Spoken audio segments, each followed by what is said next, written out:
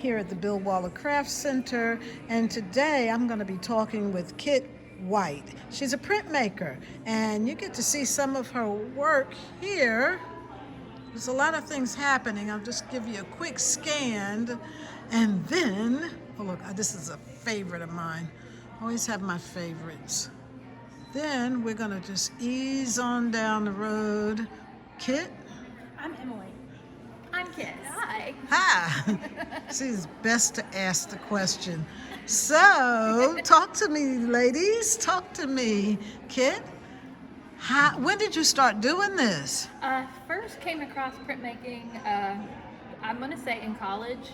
I went to Arkansas State. My printmaking professor was Evan Lindquist, who was well known as an engraver. But I was a graphic design major, so I only had to take printmaking once. But after talking to my friend Emily, I kind of got hooked back into it with block printing. It's very similar to woodcut, only you're cutting linoleum blocks, although they've got other materials these days too.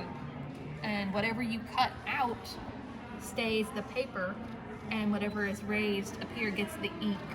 And this is a newer one. I've got like a test print over here, if they would like to see, where I was working out the placement of the cat's wagging tail, but Oh, and you had to dig and dig and dig and dig. Mm-hmm. And sometimes if you're not careful, you can dig all the way through. Oh my gosh.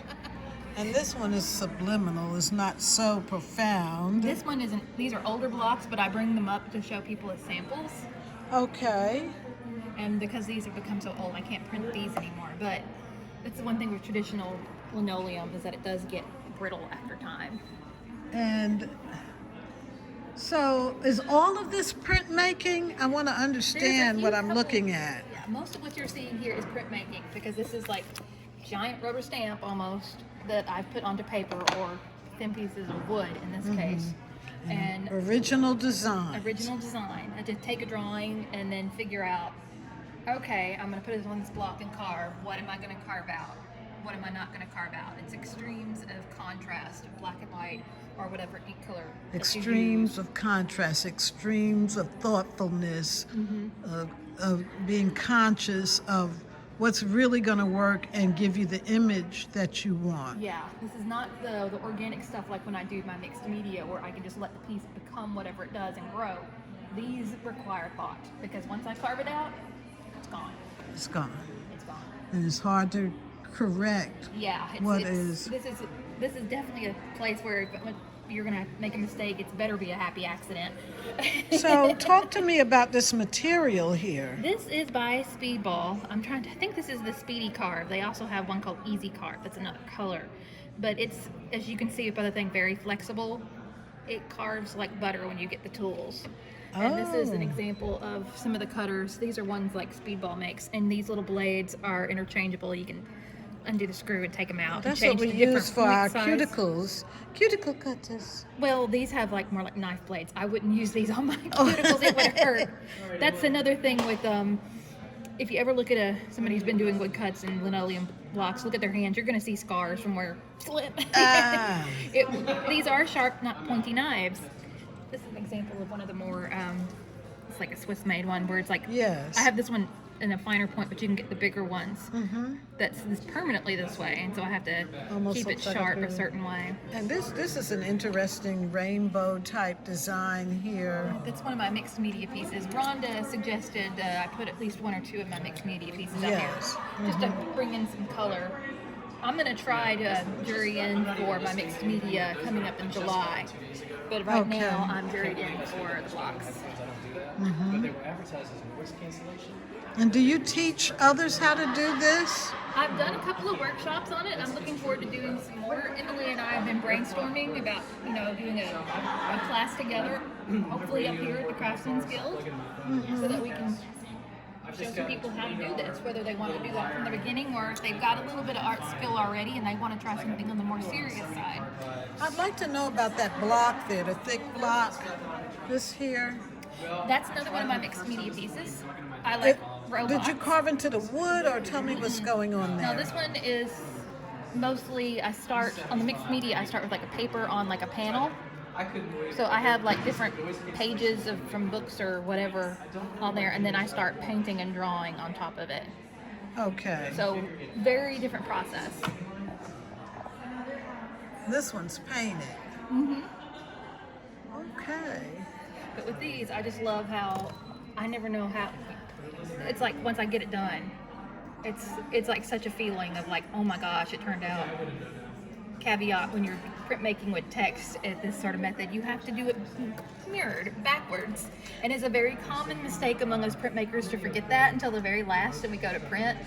And when we print, the print is backwards, so the text will be backwards. And we're like, oops. Oh my goodness. Mistakes happen. Sometimes mistakes teach you something new, though, too. Yes. Usually it's like, I did that again. Is this paper or what That is actually wood. So I went over to the Beacon in Fondren here in Jackson, and they've got all kinds of different art supplies. And they actually had this really cool notepad that instead of sheets of paper, it was sheets of wood, little thin pieces of wood. And I'm like, okay, I have to try this. Oh, and it's called, the place is called the Beacon. Mm-hmm. It's at the intersection of Dooling and State. Write it down for me. Okay. Yes. I'm the same thing. And Like, what I am I have looking I at have here? That is my Facebook press. page. I got this. I think some people can get them through Speedball now, but the wood maker, Okay. the maker of this is he originally did wood making from the Netherlands, and he goes by Woodzilla is his online handle. You can kind of see his logo his wife did, which kind of looks like a Godzilla head made of I'll be right back. crafting, like a hammer and a chisel. Oh, yeah. But this is a wonderful press that he makes in different sizes, and he engineered it in such a way where you can get enough leverage. And that way, if you're not too super strong, because I'm not too super strong, you can still get a nice You can get press. a nice press on it. Mm-hmm. And there are some that I have to end up hand burnishing because it's just not coming out. And what you're seeing here is some of Emily's work. Emily is a fellow printmaker and a fellow guild member. As a matter of fact, she's the reason I got interested in the guild in the first place. Wow. Are all of these your pieces, Emily? They are. Wow, I got to get you on camera. Hey guys. And here I have, like Kit had, I have a couple of blocks to demonstrate different ways to try to get more color on the paper with the ink. So I have this puffin, and I cut the water and the puffin apart. Mm-hmm. And then here is what he looks like when he's all printed. Oh, that's fabulous. And then I added some more color with some art pens. Yeah, just a little hint of color. And I love these as well. I like how Emily's not afraid to use color and to find ways to put it in her work. Yes, I like that too. And also the whimsy in that. I like that of the rhinoceros is from her party animal series. Yes, so I think life needs as much whimsy as possible, and printmaking shouldn't be all black and white. Are you back there working on whimsy? Yes, so this is the artist sketchbook, so these are a couple of ideas I had for a Dollar Horse series. Could you turn those around? All of that, even the print, So and the block. I've got this one carved out, and I've been test printing it today with Kit's press, and this is what he's starting to look like. So I've got some more refining to do. Okay. And then I'm going to be working on my Shamrock, my St. Patrick's Day Dollar Horse. Sometimes with printmaking, once you get to a point, you have to go ahead and do a test print to see, is this actually turning out like I'm thinking it's going to? Because sometimes you don't know. Right. Especially if the material's light and you can't tell the contrast. And like Kit was saying, once you carve it away, you can't add it back. So it's good to go ahead and test print along the way. Test print along the way. Yeah. Okay. Kind of like tasting your food along the way while you're cooking. It takes a lot of ink. A little bit. Yeah. Not bad though, rather than, Not too bad. yeah. And so, You end up with a paper obsession. Yes. you want to do what? You end up collecting a lot of different papers along the way too. Oh yeah, I just love working with paper that, wood that looks like paper, because it just gives you a nice look about it. Nice thin sheet of wood. I'm really And it's kind of enamored interesting. by It's that. like a lot of paper comes from wood, and so it's almost like That's taking it really right. back to a more organic taking you state. back to a more organic state. Yes. Ladies, I thank you so very much.